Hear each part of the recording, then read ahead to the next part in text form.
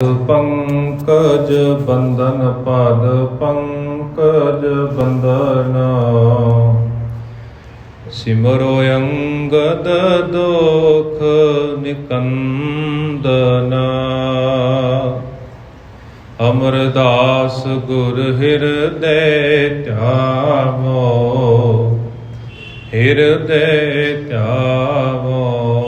श्री गुरु रामदास गुण गावो श्री अर्जन बेगनन के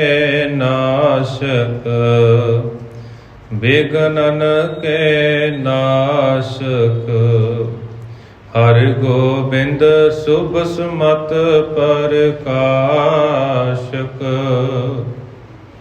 श्री हर राय नमो कर जोरी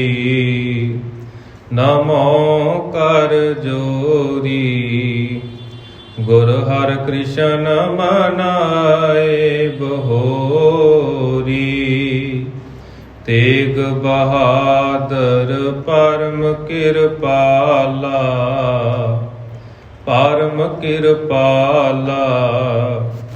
श्री गुरु गोबिंद सिंह विसाला तारों तरा पर पुन पुन सीसा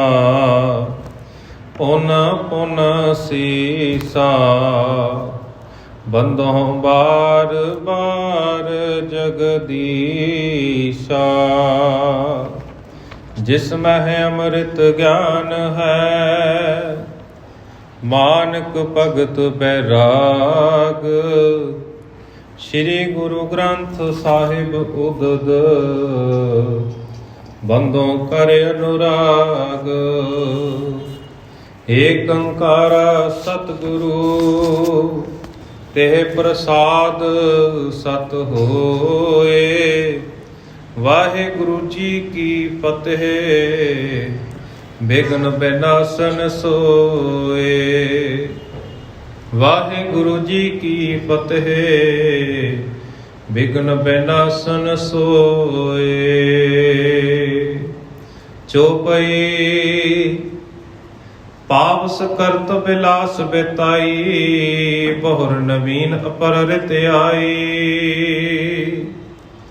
जुगो जुग अटल ਸਾਹਿਬ ਸ੍ਰੀ ਗੁਰੂ ਗ੍ਰੰਥ ਸਾਹਿਬ ਜੀ ਮਹਾਰਾਜ ਜੀ ਦੀ ਪਾਵਨ ਪਵਿੱਤਰ ਹਜ਼ੂਰੀ ਅੰਦਰ ਜੁੜ ਮਿਲ ਬੈਠੇ ਆ ਸਤਿਕਾਰਯੋਗ ਸਤਸੰਗੀ ਜਨੋ ਸਾਹਿਬਾਂ ਨੂੰ ਸੀਸ ਝੁਕਾਉਂਦੇ ਹਨ ਦੋਵੇਂ ਹੱਥ ਜੋੜ ਕੇ ਫਤਿਹ ਪ੍ਰਵਾਨ ਕਰੋ ਆਖੋ ਜੀ ਵਾਹਿਗੁਰੂ ਜੀ ਕਾ ਖਾਲਸਾ ਵਾਹਿਗੁਰੂ ਜੀ ਕੀ ਫਤਿਹ।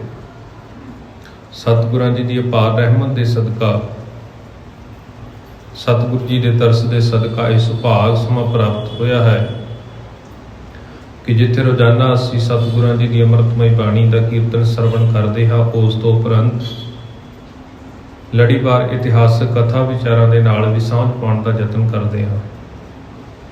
ਪਿਛਲੇ ਦੀਵਾਨਾਂ ਦੇ ਵਿੱਚ ਅਸੀਂ ਸ੍ਰੀ ਗੁਰੂ ਨਾਨਕ ਪ੍ਰਕਾਸ਼ ਜੀ ਪੂਰਵ ਰਾਤ ਅਧਿਆਇ 12ਵੇਂ ਦੇ ਪ੍ਰਸੰਗ ਦੀ ਸਮਾਪਤੀ ਕੀਤੀ ਸੀ ਤੇ ਅੱਜ ਦੇ ਇਹਨਾਂ ਦੀਵਾਨਾਂ ਦੇ ਵਿੱਚ 13ਵੇਂ ਅਧਿਆਇ ਦਾ ਪ੍ਰਸੰਗ ਜਿਸ ਦਾ ਸਰਲੇਖ ਵੈਦ ਨੂੰ ਉਪਦੇਸ਼ ਦੇਣਾ ਹੈ ਉਸ ਦੀ ਆਰੰਭਤਾ ਕਰਾਂਗੇ।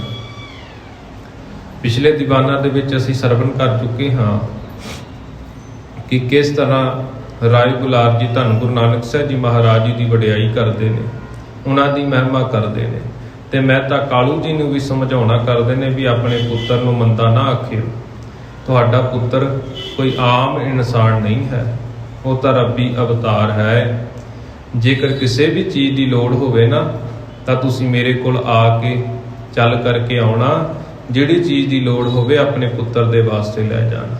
ਤੇ ਮਹਿਤਾ ਕਾਲੂ ਜੀ ਨੂੰ ਇਹ ਪਿਆਰ ਭਰੇ ਸ਼ਬਦ ਧੰਨ ਗੁਰੂ ਨਾਨਕ ਸਾਹਿਬ ਜੀ ਮਹਾਰਾਜ ਜੀ ਦੇ ਬਾਬਤ ਆਖਦੇ ਨੇ ਤੇ ਮਹਿਤਾ ਕਾਲੂ ਜੀ ਇਹ ਸਾਰਾ ਕੁਝ ਸਰਵਣ ਕਰਨ ਤੋਂ ਬਾਅਦ ਆਪਣੇ ਘਰ ਦੇ ਵਿੱਚ ਆ ਜਾਂਦੇ ਨੇ ਤੇ ਘਰ ਵਿੱਚ ਆ ਕੇ ਰੋਜ਼ਾਨਾ ਉਸੇ ਤਰ੍ਹਾਂ ਜਿਹੜੀ ਕਾਰ ਕਰਦੇ ਨੇ ਉਹੀ ਕਾਰ ਨਿਰੰਤਰ ਜਾਰੀ ਰੱਖਦੇ ਨੇ ਤੇ ਆਪਣੇ ਗੁਣਾਂ ਨੂੰ, ਆਪਣੇ ਪੁੱਤਰ ਦੇ ਗੁਣਾਂ ਦੀ ਪਹਿਚਾਣ ਨਹੀਂ ਕਰਦੇ। ਇਹ ਪ੍ਰਸੰਗ ਅਸੀਂ ਪਿਛਲੇ ਦੀਵਾਨਾਂ ਦੇ ਵਿੱਚ ਸਰਵਣ ਕਰ ਚੁੱਕੇ ਹਾਂ ਕਿ ਕਿਸ ਤਰ੍ਹਾਂ ਧੰਨ ਗੁਰੂ ਨਾਨਕ ਸਾਹਿਬ ਜੀ ਮਹਾਰਾਜ ਜੀ ਦੇ ਉੱਪਰ ਇੱਕ ਰੁੱਖ ਨੇ ਛਾਂ ਕੀਤੀ ਸੀ ਤੇ ਬਾਕੀ ਰੁੱਖਾਂ ਦੀ ਛਾਂ ਢਲ ਜਾਂਦੀ ਹੈ, पर जिस थां के उत्ते पातशाह जी विराजमान ने ਉਹ ਰੁੱਖ ਦੀ ਛਾਂ ਸਥਿਰ ਰਹਿੰਦੀ ਹੈ। ਇਹ ਪ੍ਰਸੰਗ ਅਸੀਂ ਪਿਛਲੇ ਦੀਵਾਨਾਂ ਦੇ ਵਿੱਚ ਸਰਵਣ ਕਰ ਚੁੱਕੇ ਹਾਂ। ਆਓ ਅਗਲੇਰੇ ਪ੍ਰਸੰਗ ਦੀ ਆਰੰਭਤਾ ਕਰਨ ਤੋਂ ਪਹਿਲਾਂ ਗੁਰੂ ਨਾਨਕ ਸਾਹਿਬ ਜੀ ਮਹਾਰਾਜ ਜੀ ਦੇ ਚਰਨਾਂ ਦੇ ਵਿੱਚ ਸੀਸ ਝੁਕਾਉਂਦਿਆਂ ਹੋਇਆਂ ਆਪਣੀ ਰਸਨਾ ਤੋਂ ਉਚਾਰਨ ਕਰੀਏ ਜੀ। ਧੰਨ ਧੰਨ ਸਾਹਿਬ ਸ੍ਰੀ ਗੁਰੂ ਨਾਨਕ ਸਾਹਿਬ ਜੀ ਮਹਾਰਾਜ, ਧੰਨ ਧੰਨ ਸਾਹਿਬ ਸ੍ਰੀ ਗੁਰੂ ਨਾਨਕ ਸਾਹਿਬ ਜੀ ਮਹਾਰਾਜ। ਚੌਪਈ ਪਾਵਸ ਕਰਤ ਬਿਲਾਸ ਬਿਤਾਈ, ਬੌਰ ਨਵੀਨ ਅਪਰ ਰਿਤ ਆਈ। ਜਿਵੇਂ ਅਸੀਂ ਪਿਛਲੇ ਪ੍ਰਸੰਗ ਦੇ ਵਿੱਚ ਵੀ ਜ਼ਿਕਰ ਕੀਤਾ ਸੀ ਵੀ ਕਵੀ ਜੀ ਸਮਝਾਉਣਾ ਕਰਦੇ ਨੇ ਕਿ ਗਰਮੀ ਦੀ ਰੁੱਤ ਤੋਂ ਬਾਅਦ ਬਰਸਾਤ ਦੀ ਰੁੱਤ ਆਉਂਦੀ ਹੈ, ਤੇ ਹੁਣ ਇਸ ਪ੍ਰਸੰਗ ਦੇ ਵਿੱਚ ਕਵੀ ਜੀ ਉਸੇ ਰੁੱਤ ਦੀ ਤਬਦੀਲੀ ਨੂੰ ਦਰਸਾਉਣਾ ਕਰਦੇ ਨੇ। ਪਾਵਸ ਕਰਤ ਬਿਲਾਸ ਬਿਤਾਈ, ਪਾਵਸ ਦਾ ਭਾਵ ਹੈ ਵਰਖਾ, ਤੇ ਕਹਿੰਦੇ ਜਿਹੜੀ ਵਰਖਾ ਰੁੱਤ ਹੈ ਨਾ ਉਹ ਵਿਲਾਸ ਕਰਦਿਆਂ ਬਿਤਾ ਦਿੱਤੀ ਗਈ, ਬੀਤ ਗਈ ਹੈ। ਬੋਹਰ ਨਵੀਨ ਅਪਰ ਰਿਤਾਈ, ਤੇ ਫਿਰ ਕਹਿੰਦੇ ਬਾਅਦ ਦੇ ਵਿੱਚ ਸਰਦ ਰੁੱਤ, ਅਪਰ ਦਾ ਭਾਵ ਹੁੰਦਾ ਸਰਦ ਰੁੱਤ ਦਾ ਸਮਾਂ ਆ ਗਿਆ ਹੈ। ਵਰਖਾ ਰੁੱਤ ਦੀ ਸਮਾਪਤੀ ਹੋ ਗਈ ਹੈ ਤੇ ਸਰਦੀ ਦੀ ਰੁੱਤ ਜਿਹੜੀ ਹੈ ਉਸ ਦਾ ਆਗਾਜ਼ ਹੋਇਆ ਹੈ। ਸਰਦ ਰੁੱਤ ਦੀ ਆਰੰਭਤਾ ਹੋ ਗਈ ਹੈ। ਸੁੰਦਰ ਸ਼ਰਦ ਸਾਰਦਾ ਮਾਨੋ, ਬਦਨ ਚੰਦਰਮਾ ਬਿਮਲ ਪਛਾਨੋ। ਤੇ ਇਸੇ ਤਰ੍ਹਾਂ ਕਹਿੰਦੇ ਜਿਹੜੀ ਸਰਦ ਰੁੱਤ ਹੈ ਨਾ ਉਹ ਸ਼ਾਰਦਾ ਦੇ ਵਾਂਗ ਸੁੰਦਰ ਹੈ, ਤੇ ਕਹਿੰਦੇ ਉਸ ਦਾ ਸਰੀਰ ਚੰਦਰਮਾ ਦੇ ਵਾਂਗ ਪਹਿਚਾਨੋ। ਅੰਬਰ ਬਰ ਨੀਲਾ ਬਰਲੀਨਾ, ਜਾਂ ਕੇ ਸ਼ਬਦ ਪਇਓ ਧਰ ਪੀਨਾ। ਤੇ ਕਹਿੰਦੇ ਆਕਾਸ਼ ਨੇ ਮਾਨੋ ਕਹਿੰਦੇ ਨੀਲੇ ਰੰਗ ਦਾ ਕੋਈ ਵਸਤਰ ਪਹਿਨਿਆ ਹੋਵੇ। ਇਸ ਤਰ੍ਹਾਂ ਪ੍ਰਤੀਤ ਹੋ ਰਿਹਾ ਹੈ ਕਿ ਆਕਾਸ਼ ਨੇ ਨੀਲੇ ਰੰਗ ਦਾ ਵਸਤਰ ਧਾਰਨ ਕੀਤਾ ਹੋਵੇ। ਜਾ ਕੇ ਸ਼ੁਭਤ ਭਿਓ ਧਰ ਪੀਨਾ, ਤੇ ਜਿੱਥੇ ਬੱਦਲ ਬੜੇ ਸ਼ੋਭਾ ਪਾ ਰਹੇ ਨੇ। ਉੱਡਗਣ ਭੂਖਣ ਜਰੇ ਜਰਾਓ, ਲਲਿਤ ਮਰਾਲੰ ਪਾਵਨ ਪਾਓ। ਤੇ ਕਹਿੰਦੇ ਜਿਹੜੇ ਤਾਰੇ ਨੇ ਨਾ, ਤਾਰੇ ਨੇ ਉਹ ਗਹਿਣਿਆਂ ਦੇ ਵਾਂਗ ਜੜੇ ਹੋਏ ਨੇ। ਇਸ ਤਰ੍ਹਾਂ ਪ੍ਰਤੀਤ ਹੋ ਰਿਹਾ ਵੀ ਜਿਵੇਂ ਕਿਸੇ ਨੇ ਆਪਣੇ ਸਰੀਰ ਦੇ ਉੱਤੇ ਗਹਿਣੇ ਧਾਰਨ ਕੀਤੇ ਹੋਣ, ਚਮਕੀਲੇ ਗਹਿਣੇ ਹੋਣ। ਤੇ ਇਸੇ ਤਰ੍ਹਾਂ ਕਹਿੰਦੇ ਉਹ ਜਿਹੜੇ ਤਾਰੇ ਨੇ ਆਕਾਸ਼ ਦੇ ਵਿੱਚ ਉਹ ਵੀ ਗਹਿਣਿਆਂ ਦੇ ਵਾਂਗ ਬੜੇ ਫੱਬਦੇ ਨੇ। ਲਲਿਤ ਮਰਾਲੰਗ ਪਾਵਨ ਪਾਓ, ਤੇ ਸੁੰਦਰ ਹੰਸ ਜਿਹੜੇ ਨੇ ਉਹ ਪਵਿੱਤਰ ਪੈਰ ਲੈ ਕੇ ਫਿਰਦੇ ਨੇ। ਇੱਥੇ ਕਵੀ ਜੀ ਉਸ ਮੌਸਮ ਦਾ, ਉਸ ਰੁੱਤ ਦਾ ਜ਼ਿਕਰ ਕਰਦੇ ਨੇ। ਮ੍ਰਿਦਲ ਕਮਲ ਕਰ ਜੇ ਦੁਤ ਭੂਰੀ, ਉਜਲ ਦੇ ਚੰਦਰ ਕਾ ਰੂਰੀ। ਤੇ ਇਸੇ ਤਰ੍ਹਾਂ ਕਵੀ ਜੀ ਆਖਦੇ ਨੇ ਕਿ ਕੋਮਲ ਕਮਲ ਵਰਗੇ ਹੱਥ ਧੰਨ ਗੁਰੂ ਨਾਨਕ ਸਾਹਿਬ ਜੀ ਮਹਾਰਾਜ ਜੀ ਦੇ ਵੀ ਬੜੇ ਸੁੰਦਰ ਲੱਗਦੇ ਨੇ। ਉਜਲ ਦੇ ਚੰਦਰ ਕਾ ਰੂਰੀ, ਤੇ ਕਹਿੰਦੇ ਜਿਹੜੇ ਉਹਨਾਂ ਦਾ ਸੋਹਣਾ ਸਰੀਰ ਹੈ ਨਾ ਧੰਨ ਗੁਰੂ ਨਾਨਕ ਸਾਹਿਬ ਜੀ ਮਹਾਰਾਜ ਜੀ ਦਾ, ਜਿਵੇਂ ਚੰਦਰਮਾ ਦੀ ਚਾਂਦਨੀ ਹੈ, ਤੇ ਉਹ ਅਸੀਂ ਦੇਖਦੇ ਹਾਂ ਕਿ ਰੋਸ਼ਨੀ ਬੜੀ ਸੁਹਾਵਣੀ ਲੱਗਦੀ ਚੰਦ ਦੀ। ਤੇ ਇਸੇ ਤਰ੍ਹਾਂ ਕਹਿੰਦੇ ਧੰਨ ਗੁਰੂ ਨਾਨਕ ਸਾਹਿਬ ਜੀ ਮਹਾਰਾਜ ਜੀ ਦਾ ਸਰੀਰ ਜਿਹੜਾ ਹੈ ਨਾ ਉਹ ਚੰਦ ਦੀ ਚਾਨਣੀ ਵਰਗਾ ਹੈ, ਬਹੁਤ ਸ਼ੋਭਨੀਕ ਹੈ। ਕਮਤੀ ਕਰਤ ਤਪਤ ਸੇ ਕੁਮਤੀ, ਸਦਾ ਬਤਾਵਤ ਸ਼ੀਤਲ ਸੁਮਤੀ। ਤੇ ਕਹਿੰਦੇ ਜਿਹੜੀ ਉਹ ਚਾਨਣੀ ਹੈ ਨਾ ਅਸੀਂ ਆਮ ਤੌਰ ਦੇ ਉੱਤੇ ਦੇਖਦੇ ਹਾਂ, ਚਾਹੇ ਗਰਮੀ ਦੀ ਰੁੱਤ ਹੋਵੇ ਚਾਹੇ ਸਰਦੀ ਦੀ ਰੁੱਤ ਹੋਵੇ, ਜਿਹੜਾ ਦਿਨ ਦਾ ਤਾਪਮਾਨ ਹੁੰਦਾ ਹੈ, ਦਿਨ ਦਾ ਟੈਂਪਰੇਚਰ ਹੈ ਨਾ, ਜਦੋਂ ਰਾਤ ਦੇ ਮੁਕਾਬਲੇ ਦਿਨ ਦਾ ਟੈਂਪਰੇਚਰ ਵੱਧ ਹੁੰਦਾ। ਕਿਉਂ? ਸੂਰਜ ਦੀ ਤਪਸ਼ ਹੁੰਦੀ ਹੈ। ਤੇ ਇਸੇ ਤਰ੍ਹਾਂ ਜਦੋਂ ਰਾਤ ਦਾ ਸਮਾਂ ਆਉਂਦਾ, ਚੰਦਰਮਾ ਵੀ ਚੜ੍ਹ ਆਉਂਦਾ ਹੈ, ਤੇ ਰਾਤ ਨੂੰ ਮੌਸਮ ਦੇ ਵਿੱਚ ਵੀ ਤਬਦੀਲੀ ਆ ਜਾਂਦੀ। ਰਾਤ ਦਾ ਜਿਹੜਾ ਟੈਂਪਰੇਚਰ ਆ ਉਹ ਵੀ ਘੱਟ ਹੁੰਦਾ। ਤੇ ਇਸੇ ਤਰ੍ਹਾਂ ਇੱਥੇ ਕਵੀ ਜੀ ਉਸ ਚੰਦਰਮਾ ਦੀ ਮਹਿਮਾ ਕਰਦੇ ਹੋਏ ਆਖਦੇ ਨੇ ਕਿ ਜਿਵੇਂ ਚੰਦਰਮਾ ਚੜ੍ਹਦਾ ਹੈ ਤੇ ਉਹ ਕਈਆਂ ਦੀ ਤਪਸ਼ ਦੂਰ ਕਰ ਦਿੰਦਾ, ਗਰਮੀ ਤੋਂ ਵੀ ਰਾਹਤ ਮਿਲ ਜਾਂਦੀ, ਤੇ ਮੌਸਮ ਦੇ ਵਿੱਚ ਵੀ ਤਬਦੀਲੀ ਆ ਜਾਂਦੀ, ਤੇ ਦਿਨ ਦੇ ਮੁਕਾਬਲੇ ਰਾਤ ਦਾ ਤਾਪਮਾਨ ਵੀ ਘਟ ਜਾਂਦਾ ਹੈ। ਇਸੇ ਤਰ੍ਹਾਂ ਕਵੀ ਜੀ ਆਖਦੇ ਨੇ ਕਿ ਧੰਨ ਗੁਰੂ ਨਾਨਕ ਸਾਹਿਬ ਜੀ ਮਹਾਰਾਜ ਜੀ ਦਾ ਜਿਹੜਾ ਸੀਸ ਹੈ ਨਾ, ਜਿਹੜਾ ਉਹਨਾਂ ਦਾ ਸਰੀਰ ਹੈ, ਉਹ ਇੱਕ ਚੰਦਰਮਾ ਦੀ ਨਿਆਈ ਹੈ। ਜਿਹੜਾ ਵੀ ਉਹਨਾਂ ਦੇ ਦਰਸ਼ਨ ਕਰ ਲੈਂਦਾ ਹੈ, ਉਹਨਾਂ ਦੇ ਤਪਦੇ ਹਿਰਦੇ ਜਿਹੜੇ ਨੇ ਧੰਨ ਗੁਰੂ ਨਾਨਕ ਸਾਹਿਬ ਜੀ ਮਹਾਰਾਜ ਜੀ ਦੇ ਦਰਸ਼ਨ ਕੀਤਿਆਂ ਹੀ ਠਰ ਜਾਂਦੇ ਨੇ। ਇਹੋ ਜਿਹਾ ਪ੍ਰਤਾਪ ਧੰਨ ਗੁਰੂ ਨਾਨਕ ਸਾਹਿਬ ਜੀ ਮਹਾਰਾਜ ਜੀਆਂ ਦਾ ਹੈ। ਘਰ ਘਰ ਪਿਤਰ ਪਰਾਹੁਣ ਆਏ, ਪੰਥੀ ਪੁਰਨਿਜ ਪੰਥ ਸਿਧਾਏ।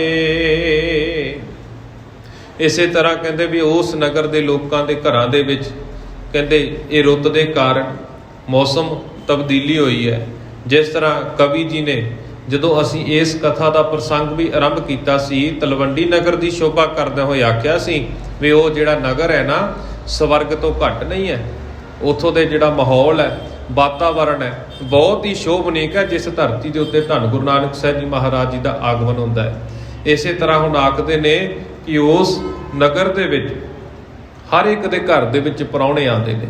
ਉੱਥੋਂ ਦਾ ਵਾਤਾਵਰਨ ਦੇਖ ਕੇ, ਉੱਥੋਂ ਦਾ ਜਿਹੜਾ ਵੀ ਕੁਦਰਤ ਦਾ ਮਾਹੌਲ ਹੈ, ਉਸ ਨੂੰ ਆਕਰਸ਼ਿਤ ਹੁੰਦਿਆਂ ਸਾਰੇ ਜਿਹੜੇ ਘਰਾਂ ਦੇ ਲੋਕ ਨੇ ਉਹਨਾਂ ਦੇ ਘਰਾਂ ਦੇ ਵਿੱਚ ਜਿਹੜੇ ਨੇ ਵੱਖ-ਵੱਖ ਤਰ੍ਹਾਂ ਦੇ ਪ੍ਰਾਹੁਣੇ ਆਏ ਨੇ। ਤੇ ਇਸੇ ਤਰ੍ਹਾਂ ਕਹਿੰਦੇ ਪੰਥੀ ਪੁਰਨਿਜ ਪੰਥ ਸੁਧਾਏ, ਜਿਹੜੇ ਮੁਸਾਫਿਰ ਨੇ ਉਹ ਆਪਣੇ ਰਸਤੇ ਪੈ ਕੇ ਵਾਪਸ ਨਿੱਜੀ ਨਗਰਾਂ ਨੂੰ ਜਾ ਰਹੇ ਨੇ।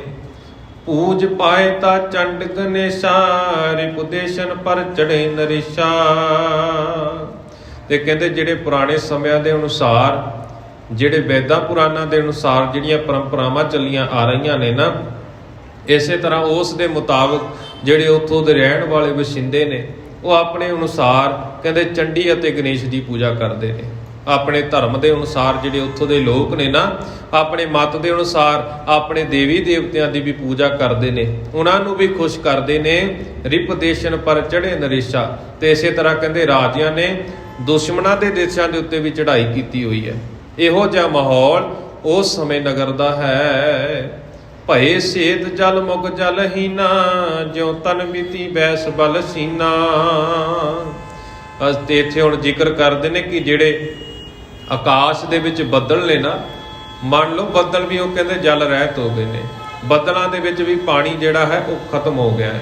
ਕਹਿੰਦੇ ਸਫੈਦ ਬੱਦਲ ਜਲਹੀਨ ਹੋ ਗਏ ਨੇ।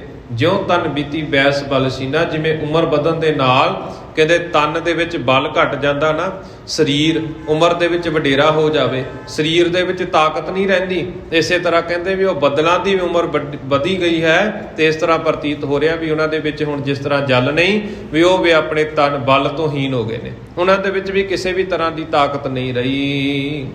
ਨਾਸੇ ਅਲਪ ਜੰਤ ਜੇ ਰਾਸੀ, ਜਨ ਗਿਆਨੀ ਬਾਸਨਾ ਬਿਨਾਸੀ। ਤੇ ਜਿਵੇਂ ਕਹਿੰਦੇ ਬਰਸਾਤ ਪੈਣ ਦੇ ਨਾਲ ਵੀ ਜਿਵੇਂ ਸਾਰੇ ਛੋਟੇ ਜੀਵ ਕਹਿੰਦੇ ਉਸ ਬਰਸਾਤ ਤੋਂ ਬਚਣ ਦੇ ਲਈ ਕੋਈ ਨਾ ਕੋਈ ਆਸਰਾ ਕਰਦੇ ਨੇ। ਤੇ ਆਮ ਤੌਰ ਦੇ ਉੱਤੇ ਦੇਖਦੇ ਆ ਵੀ ਕੀੜੀਆਂ ਵੀ ਜਦੋਂ ਕਿਤੇ ਭੌਣ ਹੋਵੇ, ਕੀੜੀਆਂ ਦਾ ਵੀ ਜਿੱਥੇ ਰਹਿਣ ਵਸੇਰਾ ਹੋਵੇ ਨਾ, ਬਰਸਾਤ ਦੇ ਕਾਰਨ ਸਾਨੂੰ ਉਹ ਵੀ ਨਹੀਂ ਨਜ਼ਰ ਆਉਂਦੀਆਂ। ਇਸੇ ਤਰ੍ਹਾਂ ਕਹਿੰਦੇ ਜਿਹੜੇ ਛੋਟੇ ਜੀਵ ਨੇ ਉਹ ਵੀ ਨਸ ਗਏ ਨੇ। ਜਨ ਗਿਆਨੀ ਬਾਸ਼ਨਾ ਵਿਨਾਸੀ, ਜਿਵੇਂ ਗਿਆਨੀਆਂ ਦੇ ਜੀਵਨ ਦੇ ਵਿੱਚੋਂ, ਜਿਵੇਂ ਗਿਆਨਵਾਨ ਮਨੁੱਖ ਦੇ ਜੀਵਨ ਦੇ ਵਿੱਚੋਂ ਕਿਸੇ ਤਰ੍ਹਾਂ ਵੀ ਨਾਲ ਜਿਹੜੇ ਵਿਸ਼ੇ ਵਿਕਾਰ ਨੇ ਉਹ ਦੂਰ ਹੋ ਜਾਂਦੇ ਨੇ, ਇਸੇ ਤਰ੍ਹਾਂ ਕਹਿੰਦੇ ਛੋਟੇ ਜੀਵ ਵੀ ਜਿਹੜੇ ਨੇ ਉਹ ਨਸ ਗਏ ਨੇ। ਦੋਹਰਾ ਸੁੰਦਰ ਸੁਖ ਮੰਦਰ ਪ੍ਰਭੂ, ਆਨੰਦ ਸਦਾ ਮੁਕੰਦ। ਅੰਤਰ ਮੁਖ ਬ੍ਰਿਤ ਸਰਦ ਮੈਂ, ਕੀਨੀ ਬੋ ਜਗਬੰਦ। ਹੁਣ ਇੱਥੇ ਧੰਨ ਗੁਰੂ ਨਾਨਕ ਸਾਹਿਬ ਜੀ ਮਹਾਰਾਜ ਜੀ ਦੇ ਪ੍ਰਤੀ ਅਲੰਕਾਰ ਬੰਨ੍ਹਦੇ ਹੋਏ ਕਵੀ ਜੀ ਆਖਦੇ ਨੇ, ਸੁੱਖਾਂ ਦੇ ਦਾਤੇ, ਸੁੰਦਰ ਸਰੂਪ, ਮੁਕਤੀ ਦੇ ਦਾਤੇ ਧੰਨ ਗੁਰੂ ਨਾਨਕ ਸਾਹਿਬ ਜੀ ਮਹਾਰਾਜ ਸਦਾ ਹੀ ਆਨੰਦਿਤ ਰਹਿੰਦੇ ਨੇ, ਆਨੰਦ ਦੇ ਵਿੱਚ ਰਹਿੰਦੇ ਨੇ। ਇਸੇ ਤਰ੍ਹਾਂ ਕਹਿੰਦੇ ਸਰਦ ਰੁੱਤ ਵਿੱਚ ਜਗਤ ਦੇ ਬੰਧਨਾਂ ਨੂੰ ਦੂਰ ਕਰਨ ਵਾਲੇ, ਜਗਤ ਨੂੰ ਮੁਕਤੀ ਪ੍ਰਦਾਨ ਕਰਨ ਵਾਲੇ ਧੰਨ ਗੁਰੂ ਨਾਨਕ ਸਾਹਿਬ ਜੀ ਮਹਾਰਾਜ, ਉਹਨਾਂ ਨੇ ਆਪਣੀ ਅੰਤਰਮੁਖੀ ਬਿਰਤੀ ਜਿਹੜੀ ਹੈ ਉਹ ਧਾਰਨ ਕੀਤੀ ਹੋਈ ਹੈ। ਕਿਸੇ ਨੂੰ ਵੀ ਉਹ ਦੱਸਣਾ ਨਹੀਂ ਕਰ ਰਹੇ। ਚੌਪਈ ਤੇ ਪਾਸੇ ਬੇਦੀ ਕੁਲ ਕੇਤਾ, ਪੋਡੇ ਰਹੇ ਕਾਂਤ ਨਿਕੇਤਾ। ਇਸੇ ਤਰ੍ਹਾਂ ਕਹਿੰਦੇ ਬੇਦੀ ਕੁਲ ਦੇ ਧੰਨ ਗੁਰੂ ਨਾਨਕ ਸਾਹਿਬ ਜੀ ਮਹਾਰਾਜ ਕਹਿੰਦੇ ਇਸੇ ਤਰ੍ਹਾਂ ਪੋਡੇ ਦਾ ਭਾਵ ਹੁੰਦਾ ਲੰਮੇ ਪੈਣਾ, ਇਕਾਂਤ ਦਾ ਭਾਵ ਹੈ ਇਕੱਲੇ। ਕਹਿੰਦੇ ਇਕਾਂਤ ਥਾਂ ਦੇ ਉੱਤੇ ਜਾ ਕੇ, ਇਕੱਲੇ ਕਿਤੇ ਜਾ ਕੇ ਕਹਿੰਦੇ ਚੁੱਪਚਾਪ ਰਹਿੰਦੇ ਨੇ, ਕਿਸੇ ਦੇ ਨਾਲ ਬਹੁਤੀ ਵਾਰਤਾਲਾਪ ਨਹੀਂ ਕਰਦੇ, ਕਿਸੇ ਦੇ ਨਾਲ ਵੀ ਵਿਚਾਰ ਚਰਚਾ ਨਹੀਂ ਕਰਦੇ। ਧੰਨ ਗੁਰੂ ਨਾਨਕ ਸਾਹਿਬ ਜੀ ਮਹਾਰਾਜ ਇਸੇ ਤਰ੍ਹਾਂ ਇਕਾਂਤ ਵਸ ਹੋ ਕੇ ਅੰਤਰਾਤਮੇ ਉਹ ਪ੍ਰਭੂ ਦਾ ਧਿਆਨ ਧਰਦੇ ਨੇ।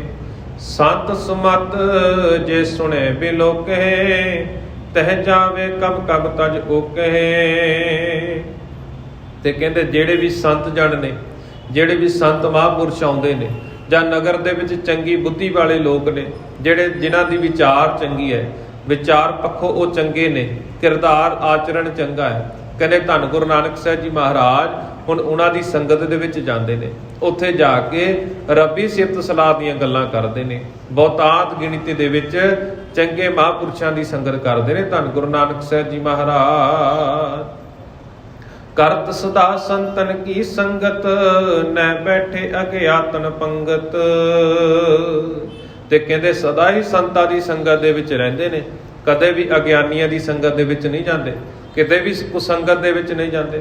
ਤੇ ਇਸੇ ਤਰ੍ਹਾਂ ਕਹਿੰਦੇ ਚੰਗੇ ਵਿਦਵਾਨ ਨੇ ਜਿਹੜੇ, ਜਾਂ ਉਸ ਨਗਰ ਦੇ ਵਿੱਚ ਲੋਕ ਆਉਂਦੇ ਨੇ ਨਾ, ਪੁਰਾਣੇ ਸਮਿਆਂ ਦੇ ਵਿੱਚ ਕੀ ਹੁੰਦਾ ਸੀ ਨਾ, ਜਿਸ ਥਾਂ ਦੇ ਉੱਤੇ ਸੰਘਣੇ ਰੁੱਖ ਹੁੰਦੇ ਸੀ ਜਾਂ ਇਕਾਂਤ ਥਾਵਾਂ ਹੁੰਦੀਆਂ ਸੀ, ਜੰਗਲ ਇਤਆਦਿਕ, ਜਾਂ ਪਹਾੜਾਂ ਦੀਆਂ ਚੋਟੀਆਂ ਦੇ ਉੱਤੇ ਜਾ ਕੇ ਜਿਹੜੇ ਸੰਤ ਮੰਡਲੀ ਦੇ ਜਿਹੜੇ ਵਿਦਵਾਨ ਹੁੰਦੇ ਸਨ, ਜਿਹੜੇ ਸੰਤ ਖਵਾਉਂਦੇ ਸਨ, ਉਹ ਇਹਨਾਂ ਥਾਵਾਂ ਦੇ ਉੱਤੇ ਜਾ ਕੇ ਹੀ ਤਪ ਕਰਦੇ ਸਨ, ਬੰਦਗੀ ਕਰਦੇ ਸਨ, ਭਗਤੀ ਕਰਦੇ ਸਨ। ਇਸੇ ਤਰ੍ਹਾਂ ਤਲਵੰਡੀ ਨਗਰ ਦੇ ਬਾਹਰ ਜਿਹੜਾ ਬਾਹਰ ਦਾ ਇਲਾਕਾ ਹੈ, ਜਿੱਥੇ ਜੰਗਲ ਵੀ ਨੇ, ਸੰਘਣੇ ਰੁੱਖ ਵੀ ਨੇ। ਅਸੀਂ ਪਿਛਲੇ ਪ੍ਰਸੰਗ ਦੇ ਵਿੱਚ ਵੀ ਸਰਵਣ ਕੀਤਾ ਕਿ ਜੰਗਲਾਂ ਦੇ ਵਿੱਚ ਜਾ ਕੇ ਵੀ ਧੰਨ ਗੁਰੂ ਨਾਨਕ ਸਾਹਿਬ ਜੀ ਮਹਾਰਾਜ ਗਾਵਾਂ ਮੱਝਾਂ ਚਰਾਉਂਦੇ ਨੇ।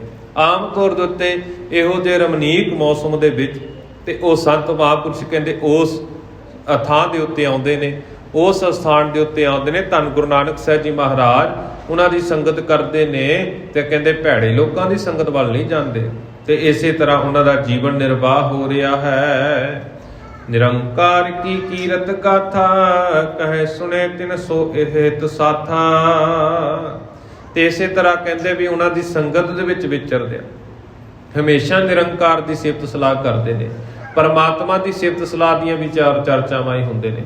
ਆਮ ਤੌਰ ਦੇ ਉੱਤੇ ਨਾ ਸੰਗਤ ਉਹੀ ਹੁੰਦੀ ਹੈ ਜਿੱਥੇ ਬੈਠ ਕੇ ਰੱਬ ਦੀ ਸਿਫਤ ਸਲਾਹ ਕੀਤੀ ਜਾਵੇ, ਜਿੱਥੇ ਬੈਠ ਕੇ ਬੰਦਗੀ ਕੀਤੀ ਜਾਵੇ।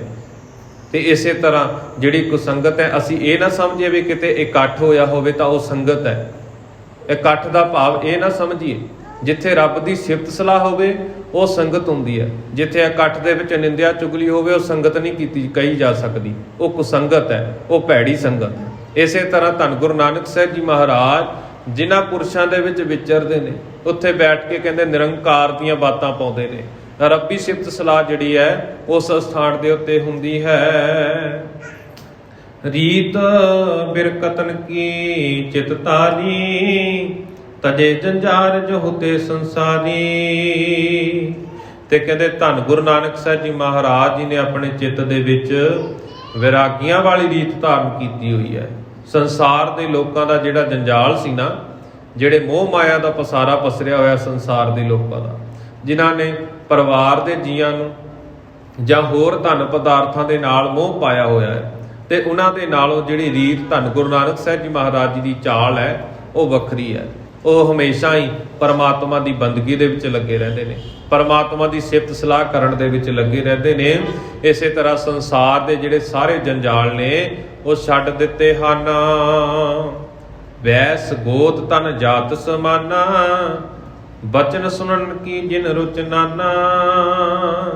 ਤੇ ਇਸੇ ਤਰ੍ਹਾਂ ਧੰਨ ਗੁਰੂ ਨਾਨਕ ਸਾਹਿਬ ਜੀ ਮਹਾਰਾਜ ਜਾਤਾਂ ਪਾਤਾਂ ਤੋਂ ਉੱਪਰ ਉੱਠ ਕੇ ਤੇ ਇਸੇ ਤਰ੍ਹਾਂ ਰੰਗ ਨਸਲ ਦੇ ਆਧਾਰ ਦੇ ਉੱਤੇ ਕਿਸੇ ਦੇ ਨਾਲ ਭੇਦਭਾਵ ਨਹੀਂ ਕਰਦੇ, ਸਾਰਿਆਂ ਨੂੰ ਇੱਕ ਬਰਾਬਰ ਸਮਝਦੇ ਨੇ। ਕਿਸੇ ਦੇ ਨਾਲ ਜਾਤ ਦੇ ਆਧਾਰ ਦੇ ਉੱਤੇ ਧੰਨ ਗੁਰੂ ਨਾਨਕ ਸਾਹਿਬ ਜੀ ਮਹਾਰਾਜ ਵਿਤਕਰਾ ਨਹੀਂ ਕਰਦੇ ਵੀ ਇਹ ਲੋਕ ਨੀਵੀਂ ਜਾਤ ਦੇ ਨੇ ਜਾਂ ਉੱਚੀ ਜਾਤ ਦੇ ਨੇ, ਇਹਨਾਂ ਦਾ ਰੰਗ ਸਾਫ਼ ਹੈ, ਇਹਨਾਂ ਦਾ ਰੰਗ ਕਾਲਾ ਹੈ, ਜਾਂ ਕਿਸੇ ਹੋਰ ਮਜ਼ਹਬ ਦੇ ਨਾਲ ਸੰਬੰਧ ਰੱਖਦੇ ਨੇ। ਇਹ ਵਿਤਕਰੇ ਤੋਂ ਹੁਣ ਧੰਨ ਗੁਰੂ ਨਾਨਕ ਸਾਹਿਬ ਜੀ ਮਹਾਰਾਜ ਉੱਪਰ ਉੱਠ ਕੇ ਨੇ। ਇਹ ਵਿਤਕਰੇ ਧੰਨ ਗੁਰੂ ਨਾਨਕ ਸਾਹਿਬ ਜੀ ਮਹਾਰਾਜ ਨਹੀਂ ਕਰਦੇ। ਤੇ ਇਸੇ ਤਰ੍ਹਾਂ ਕਹਿੰਦੇ ਬਚਨ ਸੁਣਨ ਕੀ ਜਿਨ ਰੁਚ ਨਾਨਾ, ਤੇ ਸੰਤਾਂ ਦੇ ਭਿੰਨ ਭਿੰਨ ਬਚਨ ਸੁਣਨ ਦੇ ਲਈ ਉਹਨਾਂ ਦੇ ਵਿੱਚ ਬਹੁਤ ਪ੍ਰੀਤੀ ਹੈ। ਧੰਨ ਗੁਰੂ ਨਾਨਕ ਸਾਹਿਬ ਜੀ ਮਹਾਰਾਜ ਜੀ ਦੇ ਮਨ ਦੇ ਵਿੱਚ ਬਹੁਤ ਚਾਉ ਹੈ ਉਹਨਾਂ ਦੇ ਬਚਨ ਸੁਣਨ ਦਾ। ਵੈਸੇ ਪਾਸ ਆਨ ਕਰਸੋ, ਬਾਲਪਨੇ ਮੈਂ ਖੇਲਤ ਜੋ। ਤੇ ਇਸੇ ਤਰ੍ਹਾਂ ਕਹਿੰਦੇ ਉਹਨਾਂ ਦੇ ਕੋਲ ਆ ਕੇ ਬੈਠ ਜਾਂਦੇ ਨੇ, ਭਲਿਆਂ ਪੁਰਸ਼ਾਂ ਦੀ ਸੰਗਤ ਕਰਦੇ ਨੇ। ਤੇ ਇਸੇ ਤਰ੍ਹਾਂ ਕਹਿੰਦੇ ਵੀ ਉੱਥੇ ਸਾਰਾ ਕੁਝ ਵਿਚਰਦਿਆਂ ਤੇ ਬਾਕੀ ਬਚਪਨ ਦੇ ਵਿੱਚ ਜਿੱਦਾਂ ਖੇਡਾਂ ਖੇਡਦੇ ਨੇ ਉਹੀ ਸਾਰਾ ਕੁਝ ਆ ਕੇ ਜੋ ਕੁਝ ਵੀ ਉੱਥੋਂ ਸਿੱਖਦੇ ਨੇ, ਜੇ ਕਿਤੇ ਵੀ ਆਪਣੇ ਸੰਗੀ ਸਾਥੀਆਂ ਦੇ ਨਾਲ ਵਿਚਰਦੇ ਨੇ ਉਹਨਾਂ ਦੇ ਨਾਲ ਵੀ ਖੇਡਾਂ ਖੇਡਦੇ ਉਹੀ ਵਾਰਤਾਲਾਪ ਕਰਦੇ ਨੇ। ਉਦਾਸੀਨ ਤਿਨ ਸੋ ਤਬ ਐਸੇ, ਬਿਨਾ ਚਿਨਾਨੀ ਮਿਲ ਹੈ ਜੈਸੇ। ਤੇ ਇਸੇ ਤਰ੍ਹਾਂ ਕਹਿੰਦਾ ਉਹਨਾਂ ਦੇ ਨਾਲ ਉਦਾਸੀਨ ਹੁੰਦੇ ਨੇ, ਵੀ ਜਿਵੇਂ ਕੋਈ ਵੀ ਅਸੀਂ ਆਮ ਤੌਰ ਦੇ ਉੱਤੇ ਦੇਖਦੇ ਹਾਂ ਨਾ, ਵੀ ਕਈ ਵਾਰੀ ਸਾਨੂੰ ਕੋਈ ਮਿਲ ਜਾਵੇ, ਅਸੀਂ ਬਿਨਾਂ ਜਾਣ ਪਹਿਚਾਣ ਕੱਢੇ ਬਿਨਾਂ ਵੀ, ਸਾਨੂੰ ਕੋਈ ਜਾਣਦਾ ਪਹਿਚਾਣਦਾ ਵੀ ਨਾ ਹੋਵੇ, ਅਸੀਂ ਫੇਰ ਵੀ ਸਫ਼ਰ ਦੇ ਵਿੱਚ ਕਈ ਵਾਰੀ ਚੰਗਾ ਟਾਈਮ ਉਸ ਦੇ ਨਾਲ ਗੱਲਾਂ ਬਾਤਾਂ ਕਰ ਹੀ ਲੈਂਦੇ ਹਾਂ, ਸਮਾਂ ਟਪਾ ਲੈਂਦੇ ਹਾਂ। ਤੇ ਪਰ ਇਹ ਤਾਂ ਸੰਤ ਮੰਡਲੀ ਸੀ, ਜਿਹੜੇ ਰੱਬ ਦੇ ਭਗਤ ਨੇ ਨਾ, ਰੱਬ ਦੇ ਪਿਆਰੇ ਨੇ, ਉਹਨਾਂ ਨੂੰ ਆਪਸ ਦੇ ਵਿੱਚ ਜਾਣ ਪਹਿਚਾਣ ਕਰਾਉਣ ਦੀ ਲੋੜ ਹੀ ਨਹੀਂ ਪੈਂਦੀ, ਕਿਉਂਕਿ ਸਾਰਿਆਂ ਦਾ ਮਾਰਗ ਇੱਕੋ ਹੀ ਹੁੰਦਾ। ਜ਼ਰੀਆ ਵੱਖੋ ਵੱਖਰਾ ਹੋ ਸਕਦਾ, ਪਰਮਾਤਮਾ ਨੂੰ ਪ੍ਰਾਪਤ ਕਰਨ ਦਾ ਤਰੀਕਾ ਵੱਖੋ ਵੱਖਰਾ ਹੋ ਸਕਦਾ। ਅਸੀਂ ਕਿਸੇ ਮੰਜ਼ਿਲ ਦੇ ਤੱਕ ਪਹੁੰਚਣਾ ਹੈ, ਮੰਨ ਲਓ ਕਿਸੇ ਨੇ ਸਕੂਲ ਤੱਕ ਪਹੁੰਚਣਾ ਹੈ, ਘਰ ਤੋਂ ਰਾਸਤੇ ਵੱਖੋ ਵੱਖਰੇ ਹੋ ਸਕਦੇ ਨੇ ਸਕੂਲ ਤੱਕ ਪਹੁੰਚਣ ਲਈ, ਪਰ ਜਾਣਾ ਸਾਡੀ ਮੰਜ਼ਿਲ ਜਿਹੜੀ ਹੈ ਉਹ ਸਕੂਲ ਹੈ। ਮੰਜ਼ਿਲ ਇੱਕ ਹੁੰਦੀ ਹੈ, ਤਰੀਕੇ ਵੱਖੋ ਵੱਖਰੇ ਹੋ ਜਾਂਦੇ ਨੇ। ਇਸੇ ਤਰ੍ਹਾਂ ਕਹਿੰਦੇ ਜਿਹੜੇ ਰੱਬ ਦੇ ਪਿਆਰੇ ਨੇ, ਜਿਹੜੇ ਭਗਤ ਨੇ, ਬਿਨਾਂ ਜਾਣ ਪਹਿਚਾਣ ਕਰਾਏ ਵੀ ਧੰਨ ਗੁਰੂ ਨਾਨਕ ਸਾਹਿਬ ਜੀ ਮਹਾਰਾਜ ਉਹਨਾਂ ਦੇ ਨਾਲ ਬਹੁਤ ਸਮਾਂ ਬਤੀਤ ਕਰਦੇ ਨੇ, ਤੇ ਉਹਨਾਂ ਦੇ ਨਾਲ ਕੀ ਕਰਦੇ ਨੇ, ਰੱਬੀ ਸਿਫਤ ਸਲਾਹ ਦੀਆਂ ਹੀ ਗੱਲਾਂ ਕਰਦੇ ਨੇ। ਅਸ ਵਿਦ ਦੇਖ ਮਾਤ ਮਨ ਚਿੰਤਾ, ਗਈ ਨਿਕਟ ਜੈ ਹੁਤੇ ਏਕੰਤਾ। ਤੇ ਕਹਿੰਦੇ ਇਹ ਸਾਰੀ ਵਿਧੀ ਜਿਹੜੀ ਧੰਨ ਗੁਰੂ ਨਾਨਕ ਸਾਹਿਬ ਜੀ ਮਹਾਰਾਜ ਜੀ ਦੇ ਜੀਵਨ ਦੀ ਵਿਧੀ ਹੈ ਨਾ, ਜੋ ਕੁਝ ਵੀ ਉਹਨਾਂ ਦੇ ਜੀਵਨ ਦੇ ਵਿੱਚ ਇਹ ਸਾਰਾ ਕੁਝ ਚੱਲ ਰਿਹਾ ਹੈ, ਸੰਗਤ ਕਰਦੇ ਨੇ। ਤੇ ਇਸੇ ਤਰ੍ਹਾਂ ਕਹਿੰਦੇ ਇਹ ਸਾਰਾ ਕੁਝ ਦੇਖਦੇ ਆ ਧੰਨ ਗੁਰੂ ਨਾਨਕ ਸਾਹਿਬ ਜੀ ਮਹਾਰਾਜ ਜੀ ਦੇ ਮਾਤਾ ਜੀ ਦੇ ਮਨ ਦੇ ਵਿੱਚ ਬੜੀ ਚਿੰਤਾ ਵਧੀ ਹੋਈ ਹੈ, ਕਿਉਂਕਿ ਕੋਈ ਵੀ ਦੇਖਦੇ ਆ ਨਾ, ਅੱਜ ਦੇ ਸਮੇਂ ਦੇ ਵਿੱਚ ਵੀ ਅਸੀਂ ਆਪਣੇ ਬੱਚਿਆਂ ਨੂੰ ਅੱਜ ਦੇ ਸਮੇਂ ਦੇ ਵਿੱਚ ਵੀ ਇਹੋ ਹੀ ਜ਼ੋਰ ਲਗਾਇਆ ਹੋਇਆ ਹੈ ਵੀ ਜਿੰਨੀ ਕੁ ਪੜ੍ਹਾਈ ਇਹਨਾਂ ਨੇ ਕਰਨੀ ਹੈ ਕਰ ਲੈਣ, ਬਾਅਦ ਦੇ ਵਿੱਚ ਇਹ ਸਾਡੇ ਜਿਹੜੇ ਕਾਰੋਬਾਰ ਨੇ ਨਾ, ਇਹਨਾਂ ਨੂੰ ਹੀ ਸੰਭਾਲਣਗੇ, ਜਾਂ ਅਸੀਂ ਇਹਨਾਂ ਨੂੰ ਆਪਣੇ ਕਾਰੋਬਾਰਾਂ ਵੱਲ ਹੀ ਜੋੜਨਾ ਚਾਹੁੰਦੇ ਹਾਂ। ਕੋਈ ਵੀ ਉਹਨਾਂ ਨੂੰ ਰੱਬ ਦੇ ਘਰ ਨਾਲ ਜੋੜਨਾ ਨਹੀਂ ਚਾਹੁੰਦਾ, ਕੋਈ ਵੀ ਉਹਨਾਂ ਨੂੰ ਪਰਮਾਤਮਾ ਦੇ ਨਾਲ ਨਹੀਂ ਜੋੜਨਾ ਚਾਹੁੰਦਾ, ਕੋਈ ਵੀ ਉਹਨਾਂ ਨੂੰ ਬਾਣੀ ਦੇ ਨਾਲ ਜੋੜਨ ਨੂੰ ਤਿਆਰ ਨਹੀਂ ਹੈ। ਇੰਨਾ ਕੁ ਜ਼ਰੂਰ ਕਰ ਲੈਂਦੇ ਆ ਵੀ ਚੱਲ ਭਾਈ ਸਵੇਰੇ ਬੱਚਾ ਉੱਠਿਆ, ਨਿਤਨੇਮ ਕਰਵਾ ਦਿੱਤਾ, ਜਪਜੀ ਸਾਹਿਬ ਦਾ ਪਾਠ ਕਰਵਾ ਦਿੱਤਾ, ਪਰ ਅਸੀਂ ਪੱਕੇ ਤੌਰ ਦੇ ਉੱਤੇ ਕਈ ਉਹਨਾਂ ਨੂੰ ਇਹ ਅਸੀਂ ਵਿਚਾਰ ਚਰਚਾ ਕਦੇ ਸੋਚਿਆ ਨਹੀਂ, ਅਸੀਂ ਵਿਚਾਰ ਕਰਨ ਨੂੰ ਤਿਆਰ ਨਹੀਂ ਇਸ ਪੱਖ ਤੋਂ। ਕਿਉਂਕਿ ਸਾਡਾ ਰੁਝਾਨ ਇਹੀ ਪਾਸੇ ਲੱਗਾ ਹੋਇਆ ਵੀ ਵੱਧ ਤੋਂ ਵੱਧ ਅਸੀਂ ਧਨ ਕਮਾ ਲਈਏ, ਵੱਧ ਤੋਂ ਵੱਧ ਅਸੀਂ ਆਪਣੇ ਜੀਵਨ ਦੇ ਵਿੱਚ ਦੌਲਤ ਇਕੱਠੀ ਕਰ ਲਈਏ।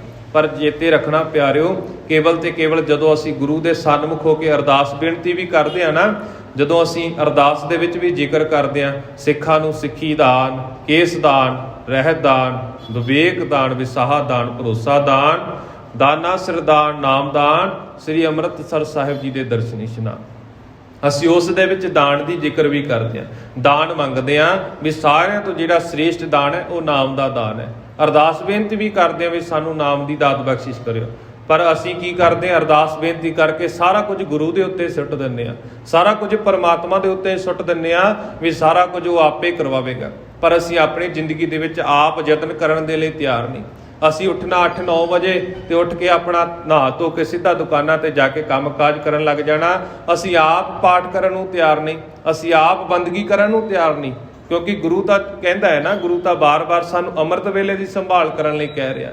ਗੁਰੂ ਨੇ ਸਾਡੇ ਕੋਲ ਕੋਈ ਕੁਤਾਹੀ ਨਹੀਂ ਵਰਤੀ, ਗੁਰੂ ਨੇ ਕੋਈ ਵੀ ਸਾਡੇ ਕੋਲ ਪਰਦਾ ਨਹੀਂ ਰੱਖਿਆ ਕਿਸੇ ਵੀ ਚੀਜ਼ ਦਾ, ਕਿਉਂਕਿ ਅਸੀਂ ਇਤਿਹਾਸ ਦੇ ਵਿੱਚ ਵੀ ਦੇਖਦੇ ਹਾਂ ਗੁਰੂ ਗੋਬਿੰਦ ਸਿੰਘ ਜੀ ਮਹਾਰਾਜ ਜੀ ਜਦੋਂ ਸਰਸਾ ਨਦੀ ਦੇ ਕੰਢੇ ਦੇ ਉੱਤੇ ਪਹੁੰਚਦੇ ਨੇ, ਅੰਮ੍ਰਿਤ ਵੇਲੇ ਦੀ ਸੰਭਾਲ ਕਰਦੇ ਨੇ। ਹਾਲਾਂਕਿ ਪਿੱਛੋਂ 22 ਧਾਰ ਦੇ ਰਾਜੇ ਹਮਲਾ ਕਰਨ ਦੇ ਲਈ ਆ ਰਹੇ ਨੇ ਮੁਗਲਾਂ ਦੇ ਨਾਲ ਲੜ ਕੇ, ਪਰ ਫਿਰ ਵੀ ਪਾਤਸ਼ਾਹ ਜੀ ਨੇ ਅੰਮ੍ਰਿਤ ਵੇਲਾ ਖੁੰਝਣ ਨਹੀਂ ਦਿੱਤਾ।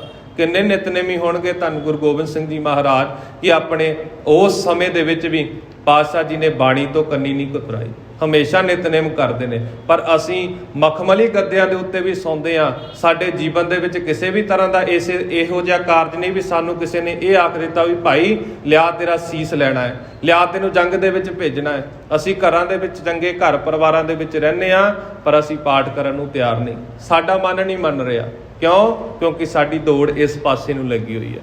ਤੇ ਉਸ ਸਮੇਂ ਧੰਨ ਗੁਰੂ ਨਾਨਕ ਸਾਹਿਬ ਜੀ ਮਹਾਰਾਜ ਜੀ ਦੇ ਪਿਤਾ ਜੀ ਵੀ ਇਹੀ ਚਾਹੁੰਦੇ ਸਨ ਵੀ ਮੇਰਾ ਪੁੱਤਰ ਪਟਵਾਰੀ ਦੀ ਕਾਰ ਕਰੇ। ਜੇ ਪਟਵਾਰੀ ਦੀ ਕਾਰ ਨਹੀਂ ਕਰਨਾ ਚਾਹੁੰਦਾ, ਇਹ ਖੇਤੀਬਾੜੀ ਦਾ ਕੰਮ ਕਾਜ ਕਰੇ, ਤੇ ਫਿਰ ਸਮਾਂ ਆਉਂਦਾ ਹੈ ਉਹਨਾਂ ਨੂੰ ਮੋਦੀਖਾਨੇ ਦੇ ਵਿੱਚ ਵੀ ਨੌਕਰੀ ਕਰਨ ਦੇ ਲਈ ਭੇਜ ਦਿੱਤਾ ਜਾਂਦਾ।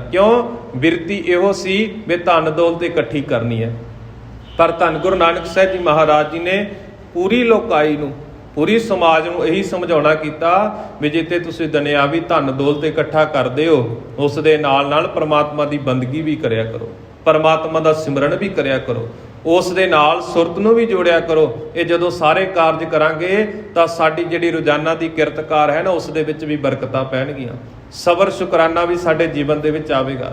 ਜਿੰਨਾ ਕੁਝ ਵੀ ਸਾਨੂੰ ਮਿਲਦਾ ਹੈ ਨਾ, ਅਸੀਂ ਉਸ ਦੇ ਵਿੱਚ ਸਬਰ ਸੰਤੋਖ ਦੇ ਨਾਲ ਸ਼ੁਕਰਾਨਾ ਕਰਦੇ ਆਪਣਾ ਜੀਵਨ ਬਤੀਤ ਕਰਾਂਗੇ।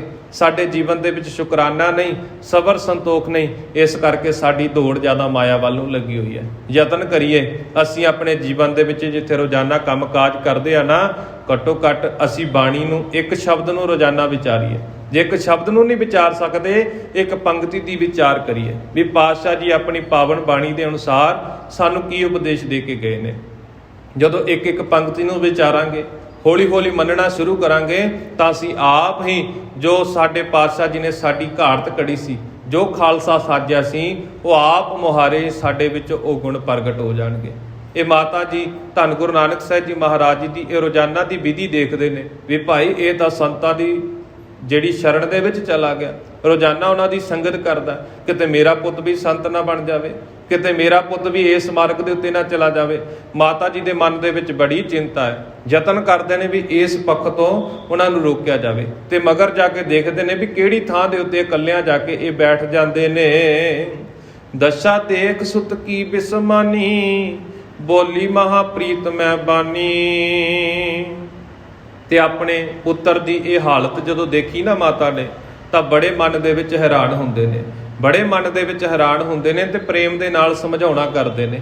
ਦੇਖੋ ਆਮ ਤੌਰ ਦੇ ਉੱਤੇ ਨਾ, ਜੇ ਸਾਡੇ ਧੀਆਂ ਪੁੱਤਰ ਘਰਾਂ ਦੇ ਵਿੱਚ ਸਾਰਿਆਂ ਦੇ ਨੇ, ਭੈਣ ਭਾਈ ਨੇ, ਜੇਕਰ ਉਹ ਕਿਤੇ ਆਪਣੇ ਯਾਰਾਂ ਦੋਸਤਾਂ ਦੇ ਨਾਲ ਜਾਂ ਆਪਣੇ ਸੰਗੀ ਸਾਥੀਆਂ ਦੇ ਨਾਲ ਰਾਤ ਨੂੰ 10-10 12-12 ਵਜੇ ਤੱਕ ਕਿਤੇ ਕਲੱਬਾਂ ਦੇ ਵਿੱਚ ਜਾਣ, ਜਾਂ ਇਹੋ ਜਿਹੇ ਥਾਵਾਂ ਦੇ ਉੱਤੇ ਜਾਣ ਜਿੱਥੇ ਸਾਡਾ ਸਮਾਜ ਜਾਂ ਸਾਡੀ ਗੁਰਮਤਿ ਦੇ ਅਨੁਸਾਰ ਸਾਡੀ ਮਰਿਆਦਾ ਇਜਾਜ਼ਤ ਨਹੀਂ ਦਿੰਦੀ, ਅਸੀਂ ਉਹਨਾਂ ਨੂੰ ਫੋਨ ਕਰਕੇ ਪੁੱਛਦੇ ਵੀ ਨਹੀਂ ਭਾਈ ਕਿੱਥੇ ਹੈ। ਜੇ ਸਾਡਾ ਬੱਚਾ ਕਿਤੇ ਗੁਰੂ ਘਰ ਆ ਜਾਵੇ ਨਾ, 5-10 ਮਿੰਟ ਵੱਧ ਆ ਕੇ ਬੈਠ ਜਾਵੇ, ਤਾਂ ਸਾਨੂੰ ਫਿਕਰ ਪੈ ਜਾਂਦੀ ਵੀ ਭਾਈ ਪਤਾ ਨਹੀਂ ਕਿੱਥੇ ਚਲ ਗਿਆ, ਕਿਤੇ ਬਾਬਾ ਹੀ ਨਾ ਬਣ ਜਾਵੇ। ਜੇ ਸਾਡੇ ਬੱਚੀਆਂ ਸਿਰ ਦੇ ਉੱਤੇ ਚੁੰਨੀਆਂ ਲੈ ਲੈਣ ਨਾ, ਤਾਂ ਘਰ ਦੇ ਵਿੱਚ ਆਮ ਤੌਰ ਦੇ ਉੱਤੇ ਕਈ ਵਾਰੀ ਰਿਸ਼ਤੇਦਾਰ ਵੀ ਆਖ ਜਾਂਦੇ ਤੂੰ ਬੀਬੀ ਬਣਨਾ। ਭਾਈ ਮਰਿਆਦਾ ਦੇ ਵਿੱਚ ਰਹਿਣਾ ਜ਼ਰੂਰੀ ਹੈ। ਇਸੇ ਤਰ੍ਹਾਂ ਆਮ ਤੌਰ ਦੇ ਉੱਤੇ ਸਮਾਜ ਦੀ ਇਹੋ ਜਿਹੀ ਦੁਰਦਸ਼ਾ ਬਣ ਗਈ ਹੈ, ਅਸੀਂ ਚੰਗੇ ਤੇ ਜ਼ਿਆਦਾ ਕਿੰਤੂ ਪਰੰਤੂ ਕਰਦੇ ਹਾਂ, ਮਾੜੇ ਬਾਰੇ ਅਸੀਂ ਸੋਚਦੇ ਵੀ ਨਹੀਂ ਵੀ ਸਾਡੇ ਬੱਚੇ ਕਿਸ ਰਾਹ ਵੱਲ ਨੂੰ ਜਾ ਰਹੇ ਨੇ। ਇਸੇ ਤਰ੍ਹਾਂ ਹੁਣ ਇਹ ਪੱਖ ਤੋਂ ਮਾਤਾ ਜੀ ਮਨ ਦੇ ਵਿੱਚ ਹੈਰਾਨੀ ਜ਼ਾਹਰ ਕਰਦੇ ਨੇ ਵੀ ਕਿਤੇ ਸਾਡਾ ਬੱਚਾ ਇਸ ਲਾਈਨ ਵੱਲ ਨਾ ਚਲਾ ਜਾਵੇ। ਇਹ ਹਮੇਸ਼ਾ ਸੰਤਾਂ ਦੀ ਸੰਗਤ ਦੇ ਵਿੱਚ ਕਰਦਾ ਹੈ। ਤੇ ਇੱਥੋਂ ਤੱਕ ਦਾ ਪ੍ਰਸੰਗ ਅਸੀਂ ਅੱਜ ਦੇ ਦੀਵਾਨਾਂ ਦੇ ਵਿੱਚ ਸਰਵਣ ਕੀਤਾ ਕਿ ਕਿਵੇਂ ਧੰਨ ਗੁਰੂ ਨਾਨਕ ਸਾਹਿਬ ਜੀ ਮਹਾਰਾਜ ਇਕਾਂਤ ਵਸ ਰਹਿੰਦੇ ਨੇ, ਤੇ ਉਹ ਚੰਗੇ ਮਹਾਂਪੁਰਸ਼ਾਂ ਦੀ ਸੰਗਤ ਕਰਦੇ ਨੇ। ਸੰਗਤ ਕਰਨ ਦੇ ਨਾਲ ਨਾਲ ਉੱਥੇ ਬੈਠ ਕੇ ਵਿਚਾਰ ਚਰਚਾ ਵੀ ਕਰਦੇ ਨੇ, ਪਰ ਮਾਂ-ਬਾਪ ਦੇ ਮਨ ਦੇ ਵਿੱਚ ਫਿਕਰ ਹੈ, ਚਿੰਤਾ ਹੈ। ਇੱਥੋਂ ਤੱਕ ਦਾ ਪ੍ਰਸੰਗ ਅਸੀਂ ਸਰਵਣ ਕਰ ਚੁੱਕੇ ਹਾਂ। ਰਹਿੰਦਾ ਪ੍ਰਸੰਗ ਅਸੀਂ ਅਗਲੇਰੇ ਦੀਵਾਨਾਂ ਦੇ ਵਿੱਚ ਸਰਵਣ ਕਰਾਂਗੇ ਕਿ ਕਿਸ ਤਰ੍ਹਾਂ ਮਾਤਾ ਜੀ ਆਪਣੇ ਪੁੱਤਰ ਨੂੰ ਸਮਝਾਉਂਦੇ ਨੇ, ਜਾਂ ਮਾਂ ਤੇ ਪੁੱਤ ਦੇ ਵਿਚਕਾਰ ਕੀ ਕੀ ਵਿਚਾਰ ਚਰਚਾ ਹੁੰਦੀ ਹੈ। ਅਗਲੇਰੇ ਦੀਵਾਨਾਂ ਦੇ ਵਿੱਚ ਸਾਂਝ ਪਾਵਾਂਗੇ। ਹੋਈਆਂ ਭੁੱਲਾਂ ਚੁੱਕਾਂ ਦੀ ਖਿਮਾ, ਫਤਿਹ ਪ੍ਰਵਾਨ ਕਰੋ। ਆਖੋ ਜੀ ਵਾਹਿਗੁਰੂ ਜੀ ਕਾ ਖਾਲਸਾ, ਵਾਹਿਗੁਰੂ ਜੀ ਕੀ ਫਤਿਹ।